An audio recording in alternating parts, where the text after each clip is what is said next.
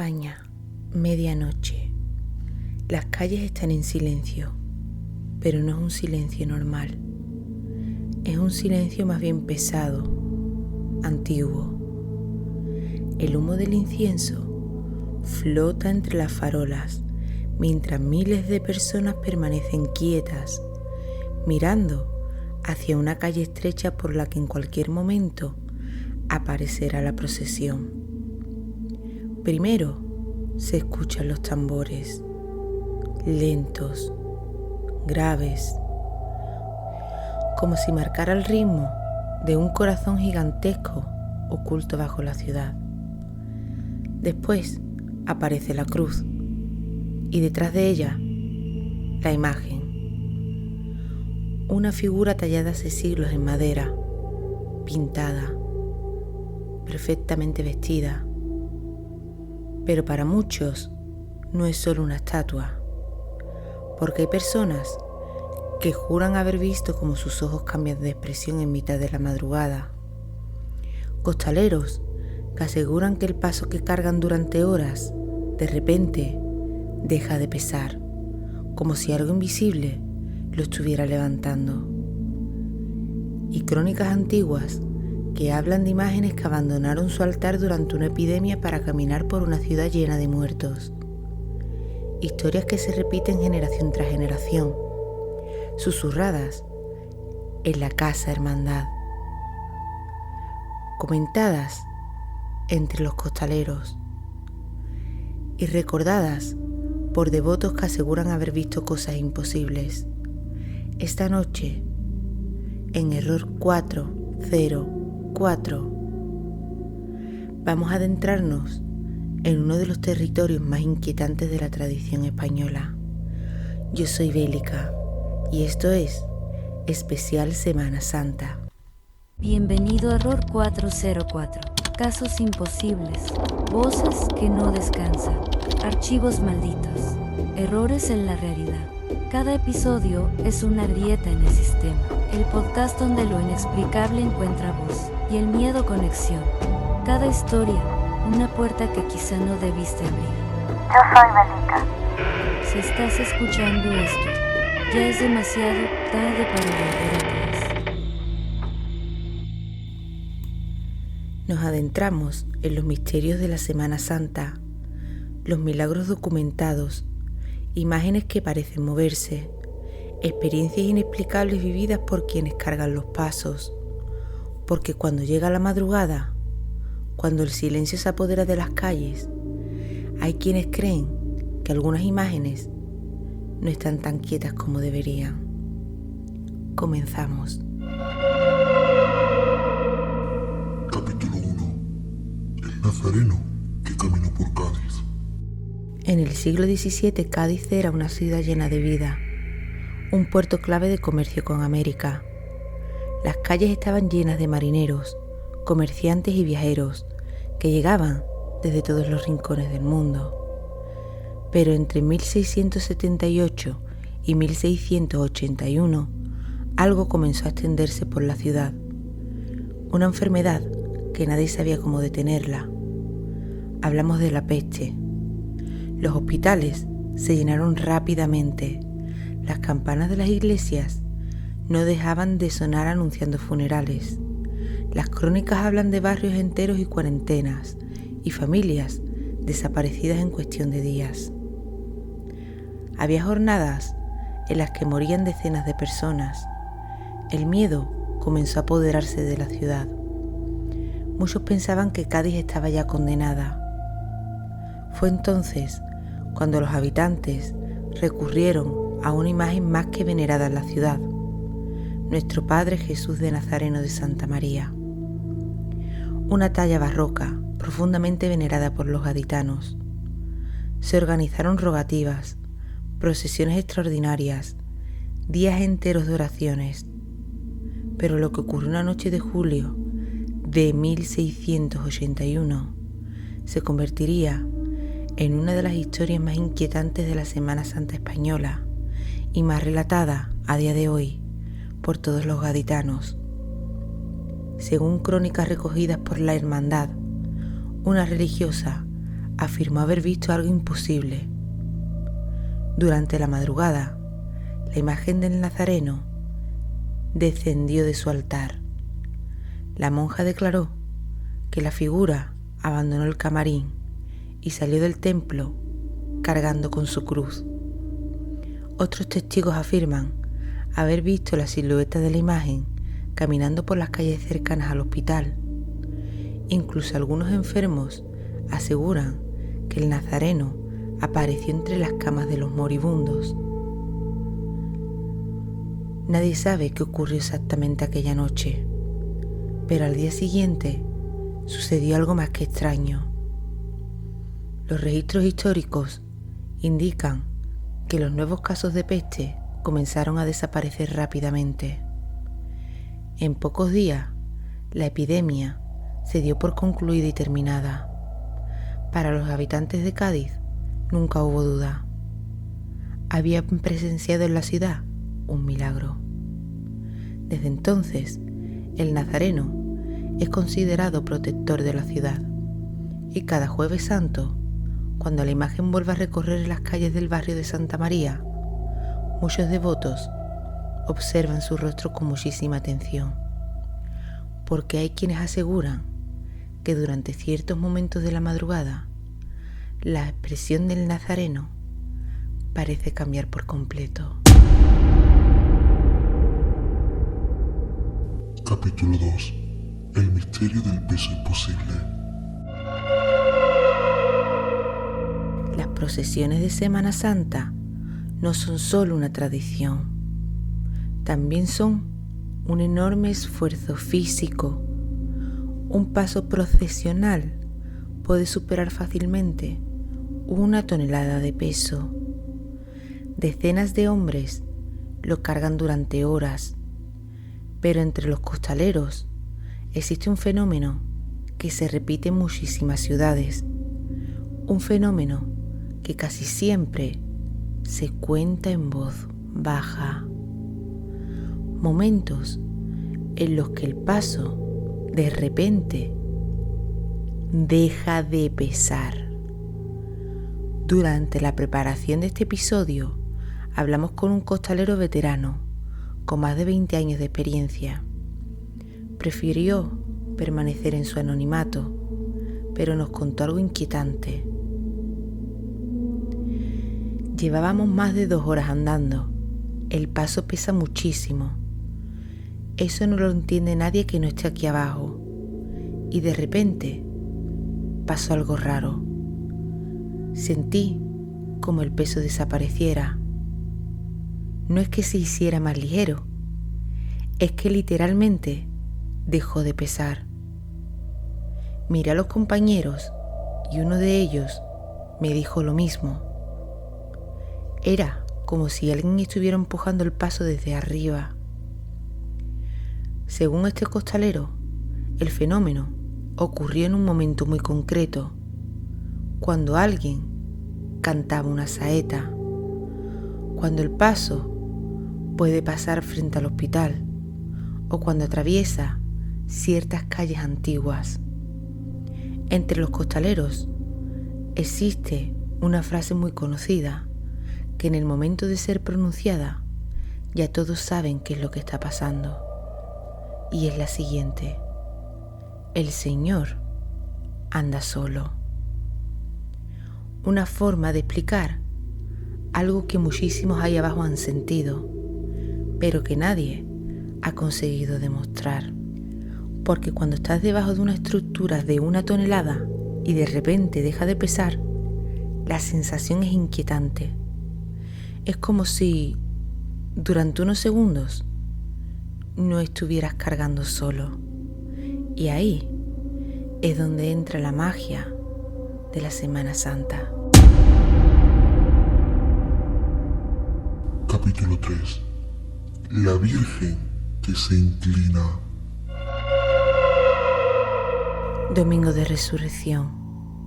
Después de una semana de silencio, penitencia y procesiones interminables, llega el momento final de la Semana Santa, el momento que muchos pueblos esperan durante todo el año, lo que en Andalucía se llama el encuentro.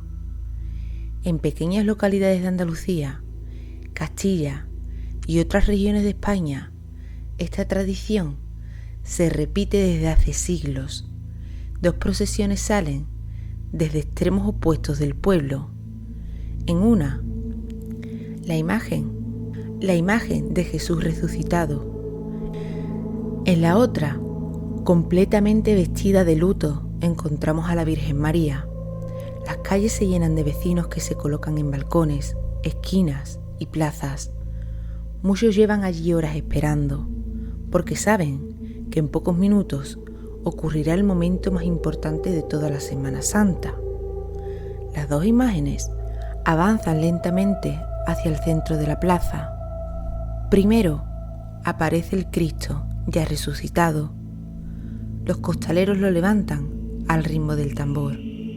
Las flores blancas rodean la imagen mientras el paso avanza entre aplausos. Al otro lado de la plaza, la Virgen comienza su recorrido. Su manto oscuro, arrastrado por el suelo, las velas iluminan su rostro. Miles de ojos observan en cada movimiento. El silencio empieza a apoderarse de la plaza, porque todos saben lo que está a punto de suceder. Cuando las dos imágenes se quedan frente a frente, el capataz levanta la mano. Los tambores se detienen. Los costaleros permanecen quietos bajo el peso del paso. Durante unos segundos no se escucha absolutamente nada ni a nadie. Y entonces la Virgen se inclina lentamente, muy lentamente, como si estuviera saludando a su hijo de nuevo, porque ha vuelto a la vida. La multitud estalla en aplausos. Muchos lloran, otros levantan el móvil para grabar este momento. Para la mayoría es simplemente el momento más emocionante de la Semana Santa, pero hay algo que pocos conocen, porque entre los costaleros, entre los hombres que realmente sostienen la imagen con sus hombros, existen diversas historias diferentes, historias que no siempre se cuentan en público. Uno de los portadores que participó durante años en este tipo de procesión contó algo inquietante en una entrevista hace años. Nosotros sabemos cuándo se va a inclinar el paso. El capataz da la orden. Pero hubo un año que no fue así. La Virgen empezó a moverse antes de que nadie dijera nada. Según su testimonio, la estructura del paso comenzó a inclinarse lentamente hacia adelante.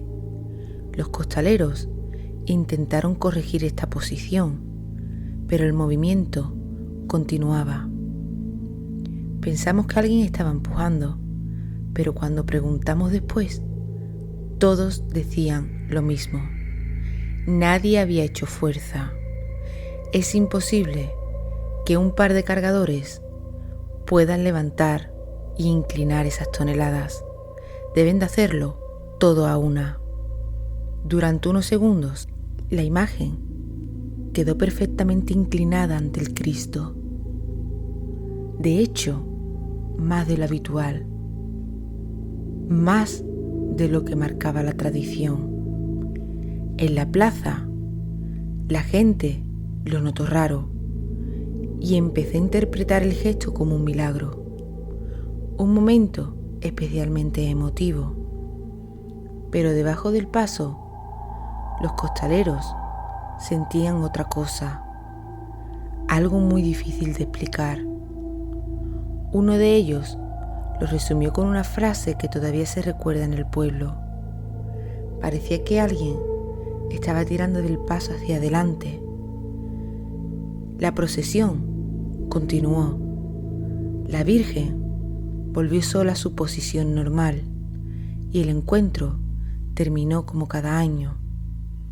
Pero desde entonces, algunos portadores dicen que cuando llega ese momento, cuando las dos imágenes se quedan frente a frente, prefieren no mirar demasiado tiempo el rostro de la Virgen, porque aseguran que durante unos segundos parece que la imagen está realmente reaccionando, como si no fuera simplemente una talla de madera, como si algo o alguien estuviera dentro de esta misma.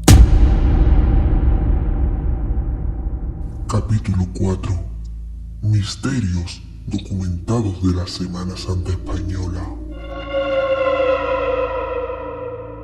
A lo largo de los siglos, la Semana Santa en España ha generado algo más que procesiones. Es arte y tradición, pero también ha generado historias. Historias que aparecen en crónicas antiguas, en algunos periódicos, en archivos eclesiásticos y testimonios de devotos. Relatos que hablan de fenómenos que para muchos resultan difícil de explicar a día de hoy. Algunos ocurrieron hace más de 100 años, otros siguen siendo comentados a día de hoy, y todos tienen algo en común: imágenes religiosas, esculturas de madera que, según algunos testigos, no siempre permanecieron inmóviles. Comenzamos con el Cristo de las Limpias, un crucificado que parecía cobrar vida. Uno de los fenómenos religiosos más comentados del siglo XX en España ocurrió en el pequeño municipio cántabro de Limpias, situado en la comarca oriental de Cantabria, cerca de la desembocadura del río Asón. Allí, en la iglesia parroquial de San Pedro Apóstol, se conserva desde hace siglos una imagen de Cristo crucificado que durante mucho tiempo fue simplemente una devoción local más, venerada por los habitantes del pueblo y localidades cercanas. La talla fue realizada en el siglo XVII, atribuida por algunos historiadores a talleres escultóricos del norte de España vinculados al barroco religioso. Representan al Cristo en el momento de la agonía, con la cabeza inclinada hacia un lado, el rostro marcado por el sufrimiento y los ojos entreabiertos. Durante más de 2 siglos, la imagen permaneció en el templo sin que se registraran acontecimientos extraordinarios, hasta que llegó el año de 1919. Ese año comenzaron a aparecer relatos inquietantes entre algunos fieles que acudían a rezar frente al crucificado. Varias personas aseguran haber presenciado algo extraño mientras observaban la imagen. Según sus testimonios, el rostro del Cristo parecía cambiar lentamente de expresión. Algunos afirmaban que los ojos del crucificado se abrían y cerraban de forma muy leve, casi imperceptible. Otros decían que los labios se movían ligeramente, como si la figura estuviera intentando pronunciar una palabra. Hubo incluso testigos que aseguran haber visto cómo la cabeza cambiaba de posición, inclinándose unos grados más hacia el lado contrario. En un principio, muchos pensaron que se trataba simplemente de ilusiones ópticas provocadas por la emoción religiosa, la iluminación del templo o el estado de concentración de los fieles durante sus oraciones. Pero los testimonios empezaron a multiplicarse. Cada vez más personas afirmaban haber observado movimientos en el rostro de la imagen. La noticia empezó a circular por los pueblos cercanos y poco después llegó a los periódicos regionales. Pronto, el pequeño santuario de Limpias empezó a recibir visitantes que querían comprobar por sí mismos lo que estaba ocurriendo. En cuestión de meses, el fenómeno trascendió las fronteras de Cantabria. Comenzaron a llegar peregrinos de Madrid, Bilbao, Barcelona y otras ciudades españolas, pero también visitantes extranjeros, franceses, italianos, portugueses, incluso algunos peregrinos procedían de Latinoamérica, viajando hasta España, atraídos por la noticia que hablaba de un crucificado que parecía cobrar vida. El flujo de visitantes fue tan grande que el pequeño pueblo de Limpias, que apenas contaba con unos cientos de habitantes, se vio completamente desbordado. Las crónicas de la época hablan de miles de peregrinos diarios que llegaban a la iglesia desde primera hora de la mañana hasta entrada la noche. Ante la magnitud del relato, comenzaron a acudir también periodistas, médicos, sacerdotes e investigadores. Algunos visitaban el santuario con la intención de comprobar si este fenómeno era real, otros con el objetivo de encontrar una explicación racional. Las opiniones fueron diversas. Hubo quienes afirmaron no haber observado absolutamente nada fuera de lo normal, pero también hubieron visitantes que aseguraron haber visto movimientos en los ojos, cambios en la expresión de su rostro o variaciones en la inclinación de su cabeza. Uno de los aspectos que más llamó la atención fue que muchos testigos describían experiencias similares sin haberse comunicado uno con otro, ya que esto también pasaba entre los peregrinos extranjeros. Durante meses, el fenómeno fue objetivo de debate en prensa, círculos religiosos y conversaciones populares en toda España. En algunos era simplemente un milagro, para otros un caso de sugestión colectiva. Pero lo cierto es que el santuario de Limpias se convirtió durante un tiempo en uno de los lugares de peregrinación más visitados del país. Aún hoy, más de un siglo después, el Cristo de Limpias sigue siendo el objeto de devoción y curiosidad histórica. Y aunque nunca se llegó a establecer una explicación definitiva para los testimonios recogidos en aquellos años, el episodio permanece como uno de los relatos más inquietantes vinculados a imágenes religiosas en la historia reciente de España. Un crucificado que, según miles de personas que pasaron por aquel pequeño templo cántabro, parecía que el Cristo de Limpias observaba mientras rezaban frente a él. Las lágrimas de la Virgen de la Esperanza Macarena. En Sevilla, pocas imágenes despiertan una devoción tan profunda como la Virgen de la Esperanza Macarena.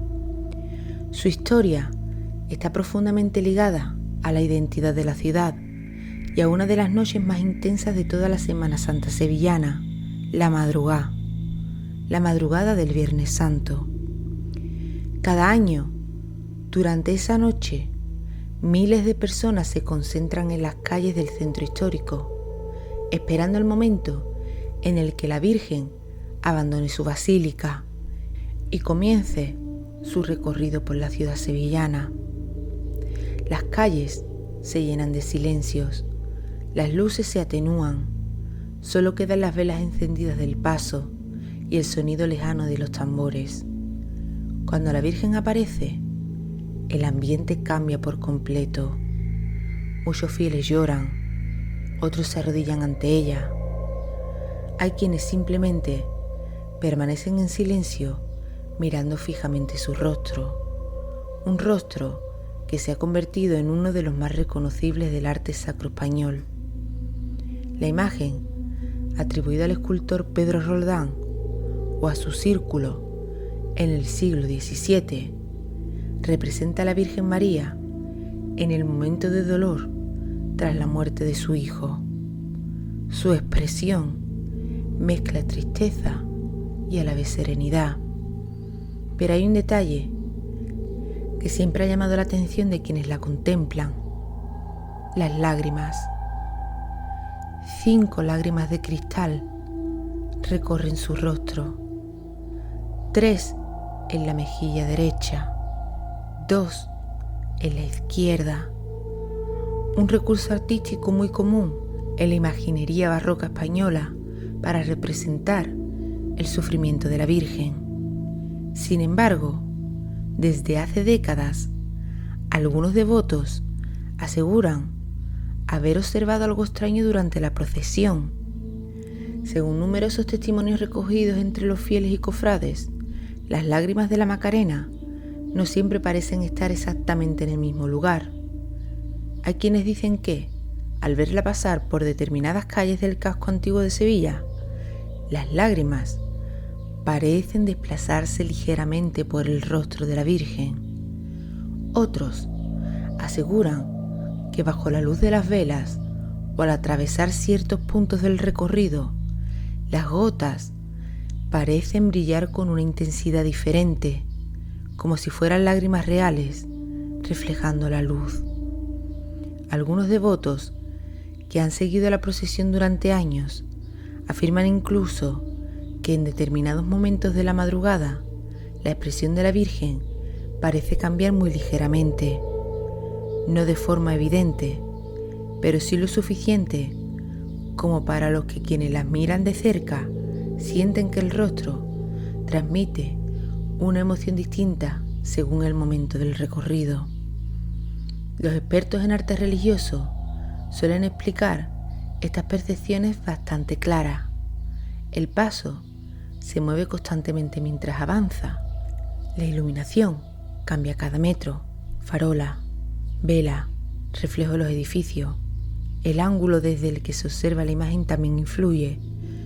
Todos estos factores pueden hacer que las lágrimas de cristal produzcan efectos visuales muy distintos dependiendo del punto de vista. Pero para muchos sevillanos, la explicación técnica no es suficiente, porque quienes han visto a la Macarena salir en la madrugada saben que esa noche tiene algo especial que aportar.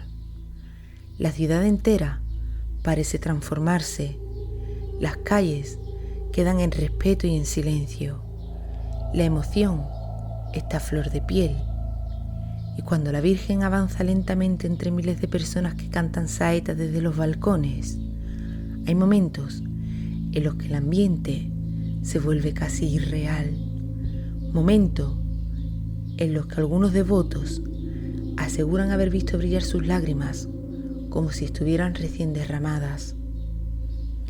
Quizás sea luz, quizás el movimiento del paso, o quizás es simplemente la intensidad emocional de una de las noches más importantes del año para la ciudad de Sevilla.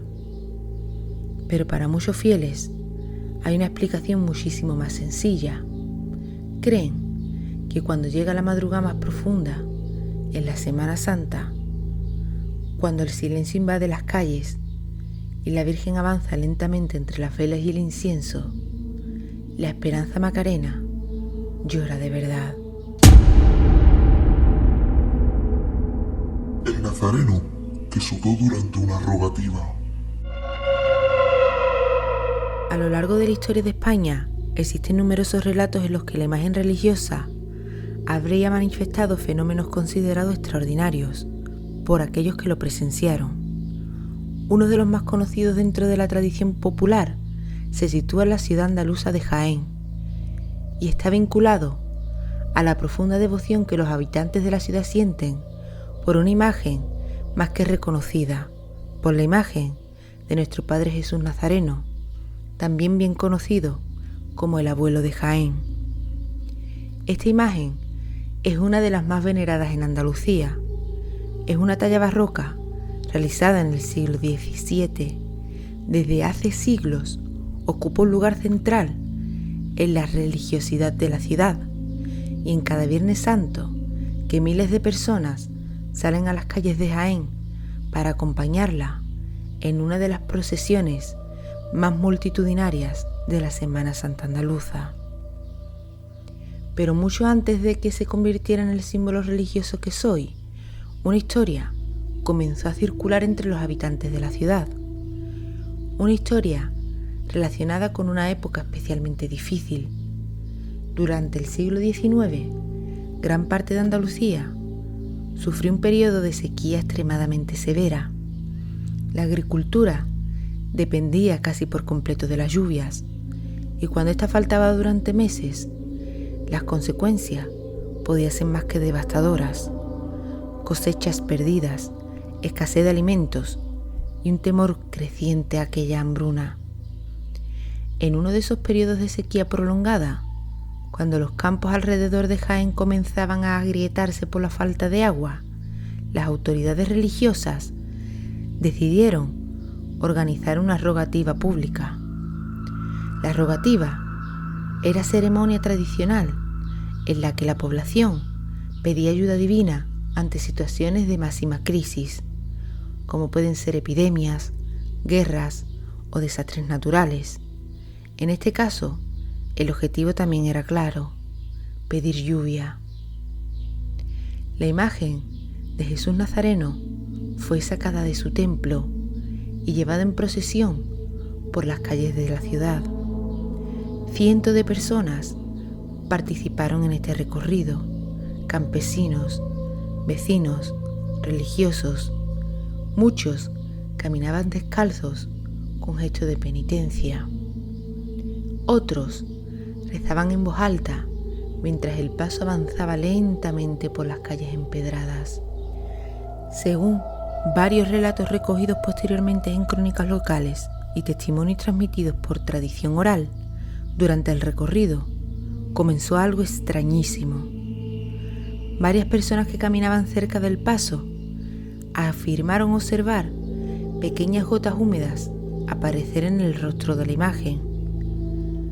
Al principio se pensó que podría tratarse de algún defecto provocado por la temperatura o por el contacto con el aire, pero algunos testigos aseguran que las gotas parecían surgir directamente de la superficie de la talla, especialmente en su frente y mejilla. La noticia comenzó a extenderse rápidamente entre los presentes. «Está sudando». Eso fue lo que algunos, asustados, comenzaron a decir. La procesión continuó entre rezos y murmullos. Para muchos fieles, aquel fenómeno no era coincidencia, era una clara señal, un gesto de sufrimiento compartido por la imagen que representaba al Cristo cargando la cruz, una señal de que las plegarias de la ciudad estaban siendo escuchadas y recogidas directamente por el abuelo de Jaén. Según las crónicas que recogieron posteriormente a este episodio, muy pocos días después comenzaron a aparecer las primeras lluvias en la región de Jaén. Para algunos fue simplemente una coincidencia meteorológica, pero para muchos habitantes de Jaén, aquel episodio quedó grabado como uno de los momentos más extraordinarios asociados a la devoción al Nazareno. Desde entonces, la figura de Jesús Nazareno se convirtió aún más en un símbolo espiritual para esta ciudad, una imagen que no solo representaba el sufrimiento del Cristo, sino también la esperanza del pueblo entero de Jaén. Hoy, siglos después, cuando la imagen vuelve a salir cada viernes por las calles de Jaén, miles de personas la acompañan en silencio. Muchos recuerdan aquella historia transmitida por generaciones, relatos que hablan de aquel día, y según quien en aquel día lo presenció, puede jurar que el Nazareno sudó mientras caminaba entre su pueblo. Pasos que se detienen en mitad del recorrido. Entre capataces y costaleros circulan desde hace décadas unas historias que rara vez aparecen en libros o crónicas oficiales, pero que muchos dentro del mundo cofrade aseguran haber vivido alguna vez. Se trata de los llamados pasos que se paran solos. Un paso procesional puede superar fácilmente, como ya hemos dicho, los 1000 kilos de peso. La estructura está diseñada para avanzar al ritmo que marca el capataz, mediante el sonido del llamador y las órdenes que se le transmite a los costaleros. Todo el movimiento depende de la coordinación. Decenas de hombres caminan exactamente igual, al mismo paso, con el mismo ritmo. Un ligero error puede provocar que el paso pierda toda su estabilidad. Por eso, cuando un paso se detiene de repente en mitad de la calle, todos saben que algo no está funcionando correctamente. Pero algunos capataces cuentan situaciones que no encajan bien en esta explicación. Momentos en los que el paso se detiene completamente, aun cuando todos los costaleros continúan intentando avanzar. Uno de los testimonios más repetidos en Sevilla habla de una procesión de madrugada que atravesaba una calle estrecha del casco histórico. El paso avanzaba con total normalidad. Los costaleros seguían el ritmo. El capataz marcaba las marchas. Pero al llegar a un punto concreto de la calle, sin orden previa, el paso simplemente dejó de moverse. No fue un tropiezo, no fue ningún error de coordinación. Los costaleros empujaban con todas sus fuerzas, pero la estructura parecía completamente inmóvil, como si el paso se hubiera multiplicado de peso de repente. El capataz volvió a golpear el llamador, dio varias órdenes, pero durante unos segundos nadie consiguió mover el paso ni un solo centímetro. Según el relato de algunos testigos, aquel momento coincidía con un lugar concreto donde siglos atrás había existido un hospital antiguo. Finalmente, tras varios intentos, el paso volvió a avanzar. La procesión continuó con normalidad, pero entre los costaleros quedó una sensación bastante difícil de explicar. Uno de ellos, en un diario, lo describe de forma muy sencilla, años después.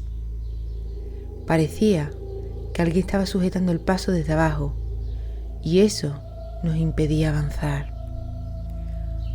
Golpes dentro del paso. Pero quizás uno de los relatos más inquietantes que circula entre los costaleros y capataces es el de los golpes dentro de los pasos.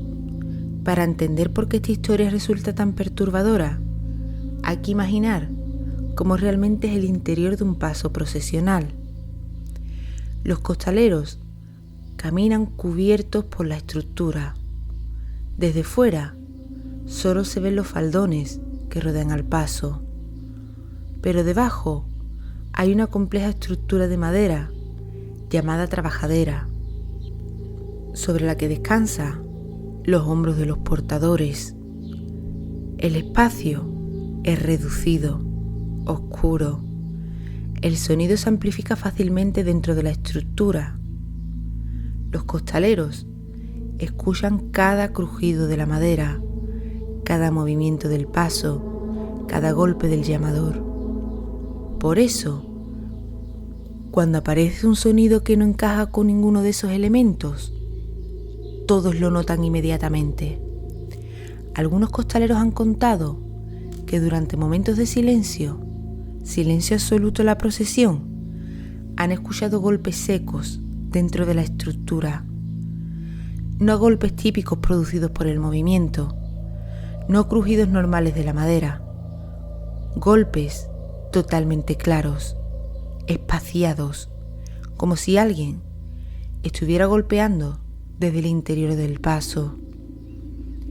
Uno de los relatos más perturbadores ocurrió durante una parada en mitad de una procesión nocturna. Los costaleros permanecían completamente quietos, esperando la siguiente orden del capataz. Las calles estaban en silencio. Solo se escuchaba algunas velas crepitando. Entonces, varios costaleros escucharon 3 golpes claros. Dentro de la estructura, al terminar la procesión, varios de ellos preguntaron al resto de compañeros si alguno había golpeado la madera por accidente. La respuesta fue siempre la misma. Nadie había hecho absolutamente nada. El capataz tampoco había escuchado los golpes desde fuera. La explicación nunca apareció, y aunque nadie volvió a mencionar el tema durante el recorrido, muchos de los que estaban allí debajo del paso aquella noche recuerdan perfectamente lo que sintieron, porque cuando escuchas golpes dentro de una estructura cerrada y sabes que no hay nadie más allí dentro, la sensación puede ser profundamente inquietante para los mismos que están dentro del paso. Pero déjame decirte que cuando las imágenes regresan al templo, la mayor parte de las historias extrañas de la Semana Santa ocurre en las calles, entre velas, entre incienso, entre miles de personas observando la imagen pasar. Pero hay otro momento del que casi nadie habla, un momento muchísimo más silencioso, mucho más íntimo y quizás muchísimo más inquietante, el momento en el que la procesión termina, cuando las calles empiezan a vaciarse, cuando los últimos tambores dejan de sonar, cuando la imagen regresa lentamente a su templo. Es una escena que muchos devotos conocen bien. El paso entra lentamente por la puerta de la iglesia. Las velas siguen encendidas. Los costaleros avanzan muy despacio. A veces el público canta una última saeta. Después, las puertas se cierran hasta el año que viene. El templo queda en silencio. Solo permanece dentro algunos miembros de la hermandad y los costaleros que ayudan a colocar la imagen nuevamente en su altar. Entonces es cuando ocurre algo de lo más curioso. Muchos de ellos dicen sentir una sensación difícil de describir, una mezcla entre el agotamiento, el silencio, pero hay algo más, algo que algunos describen como una presencia muy intensa en el interior de los templos. Uno de los testimonios recogidos por investigadores de tradiciones cofrades procede de un antiguo miembro de una hermandad sevillana. Durante décadas participó en el traslado final de una imagen después de la procesión. Según su relato, una noche ocurrió algo que nunca olvidó. El paso había terminado su recorrido. Los costaleros estaban retirando los elementos decorativos. La iglesia estaba prácticamente vacía. Solo quedaban 5 personas dentro. Mientras desmontaban el paso, uno de los hombres comentó algo extraño. Dijo que tenía la sensación de que alguien lo estaba observando desde el altar. Los demás pensaron que se trataba simplemente del cansancio después de horas de procesión, pero entonces ocurrió algo que ninguno esperaba. Uno de los candelabros del paso se movió ligeramente. No cayó, no se rompió, simplemente se balanceó, como si alguien hubiera pasado cerca de él, pero no había nadie. El silencio en la iglesia se volvió absoluto. Nadie dijo nada durante varios segundos. Finalmente continuaron con su trabajo. Pero aquella noche, cuando salieron del templo, uno de los hombres dijo algo que los demás recordarían durante muchísimos años. Cuando cerraron la puerta, sentí como si alguien se ha quedado dentro. Historias como esta existen en muchísimas hermandades y algunas hablan de imágenes que parecen tener una expresión distinta después de la procesión.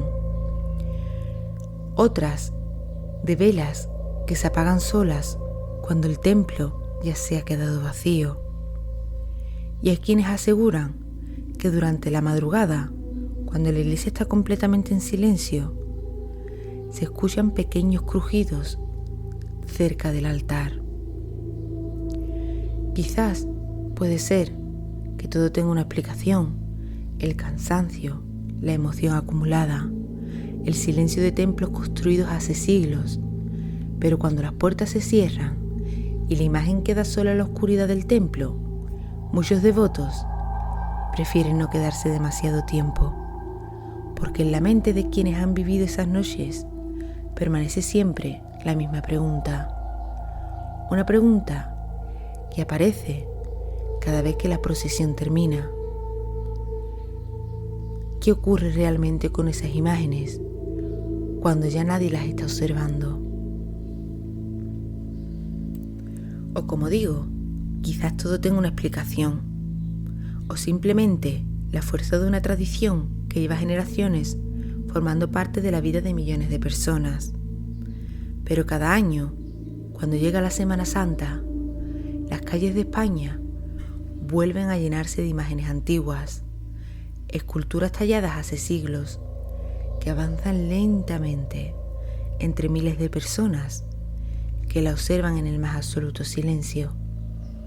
Y mientras la madrugada avanza, mientras la vela ilumina esos rostros de madera, hay quienes siguen mirando atentamente, esperando, por si durante un instante, por si alguna de esas santas imágenes decide moverse.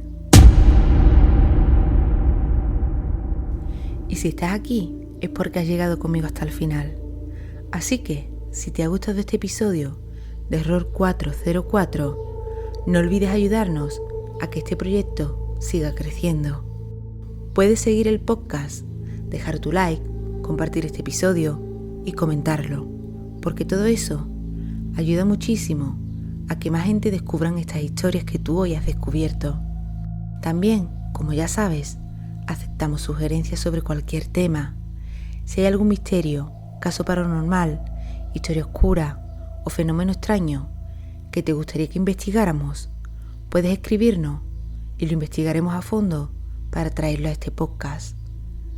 Y si tú mismo has vivido alguna experiencia extraña o tienes un relato inquietante que quieras compartir también, ya sabes que con gusto puedes enviarlo. Puedes escribirnos a nuestro correo oyenteserror404@gmail.com. Nos encanta leer las historias de nuestros oyentes y muchas veces la convertimos en episodios de programas. Recuerda que también puedes escucharnos y darnos amor en las siguientes plataformas: Spotify, YouTube, Amazon Music, eBooks y Patreon. Y recuerda, si usas Alexa, no olvides pedírselo diciendo: Alexa, pon el podcast Error 404. De verdad, a mí y a mi equipo nos haría muy feliz de que formaras parte de esta comunidad. Gracias por escuchar Error 404. Feliz Semana Santa. Nos encontramos en los próximos episodios. Y recuerda, a veces la realidad es mucho más inquietante de lo que podemos imaginar. Yo soy Bélica y esto ha sido Error 404.